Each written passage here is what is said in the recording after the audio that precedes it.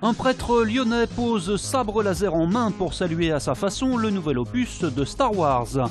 Le musée des Confluences s'apprête à souffler sa première bougie avec entrée gratuite dimanche. Enfin, l'Asvel prépare un accueil glacial aux Finlandais de Kataja ce soir à l'Astrobal.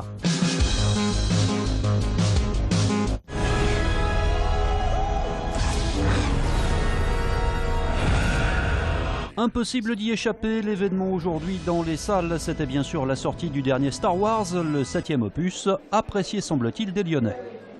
Qu'est-ce qui m'a plu? Les effets spéciaux, c'était vraiment exceptionnel. Donc ça a été racheté par Disney, il me semble. Et on sent qu'ils ont vraiment mis le paquet pour nous faire plaisir.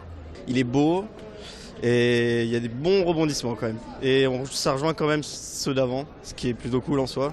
C'était excitant du début à la fin, les musiques elles sont bien. C'est peut-être pas le meilleur des Star Wars, mais allez-y. Autre manière cette fois-ci insolite de saluer la sortie en salle de Star Wars, celle du père David Gréa. Ce prêtre qui officie à l'église Sainte-Blandine dans le quartier de Confluence s'est fait remarquer sur les réseaux sociaux. Dans un tweet, on le voit un sabre laser à la main avec un message rappelant la révélation de Dark Vador dans l'un des épisodes de la célèbre saga. C'est l'équipe com de l'église qui a eu l'idée, donc ils ont fait un montage tout simplement et ils sont venus me la présenter en disant « ça te va si on met ça ?» C'est Noël. C'est l'occasion de mettre un peu d'humour et un peu de joie dans ce monde, voilà. La publication a été relayée plusieurs centaines de fois, un succès qui ne doit cependant rien au hasard, la paroisse de Lyon-Centre ayant depuis plusieurs années pris le virage numérique comme stratégie pour amener les gens vers l'église. Donc notre but c'est de montrer aussi de manière décalée que l'église c'est pas forcément ce qu'on pense, que la religion c'est pas forcément ce qu'on pense. Voilà, on est des gens de ce temps de toute façon, donc j'ai mon smartphone dans la poche, je sais pas, je mange comme les gens, simplement j'ai une bonne nouvelle à annoncer. Reste à savoir désormais si les prêches du père Gréa se feront à la manière de Maître Yoda. En tout cas, il ne manque pas d'idées. Si Noël tu ne connais pas, à l'église tu auras la joie. Un truc comme ça. C'était le 19 décembre dernier, l'inauguration du musée des Confluences. Après une première année d'ouverture, l'heure est donc au bilan. Il est bon en termes de fréquentation. On n'avait pas d'objectif particulier si ce n'est d'avoir au moins 500 000 visiteurs puisque c'est le chiffre qu'on visait et qu'on vise à terme pour la fréquentation en année de croisière, on va dire, mais plus de 820 000 visiteurs à la date où on parle. Oui, c'est une année qui est très satisfaisante. Oui, je suis venu plusieurs fois déjà. 2-3 fois, c'est la 3e fois. Là. On vient entre midi et 2h justement aussi pour avoir un peu de tranquillité. Quand on voit la queue sur le trottoir, on n'a pas envie de rentrer, non. Pour fêter son premier anniversaire, le musée des Confluences organise dimanche une journée festive avec entrée gratuite pour les visiteurs qui devraient encore être nombreux.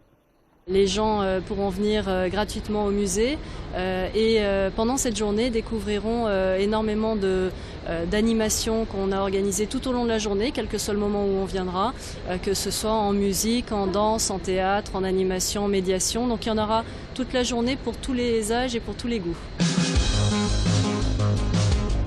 L'idée de ce concours est très simple, c'est accélérer l'innovation dans le domaine du numérique et de l'énergie pour faire émerger de nouvelles solutions, de nouveaux services.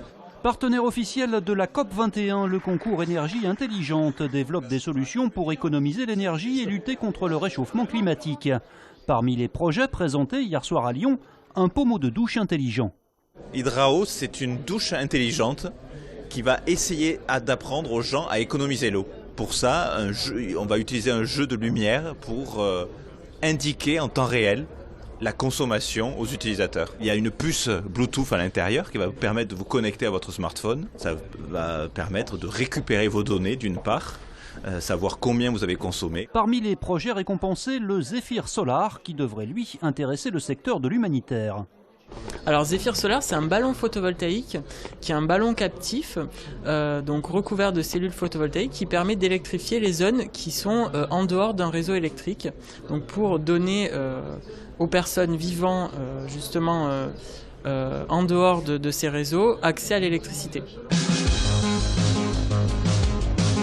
L'Asvel repart pour un tour. La Green Team entame en effet ce soir la deuxième phase de la FIBA Europe Cup en accueillant à l'Astrobal les Finlandais de Kataja. Après avoir survolé la première partie de la compétition, les Villeurbanais se mesureront à des adversaires toujours aussi méconnus, mais non moins redoutables. Les joueurs sont prévenus.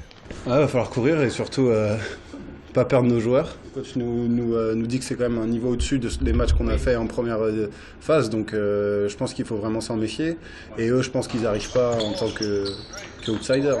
Leader de Pro A, favori en Europe, l'Asvel est sur un petit nuage depuis le début de la saison. Le message du coach est donc clair, garder les pieds sur terre. Il faut être très alerte à domicile. Si on fait un faux pas là, derrière on peut avoir beaucoup à récupérer contre les équipes forcément beaucoup plus fortes que ce qu'on a vu en premier tour. Asvel Kataja, la FIBA Cup de retour à l'Astrobal. Coup d'envoi ce soir à 20h.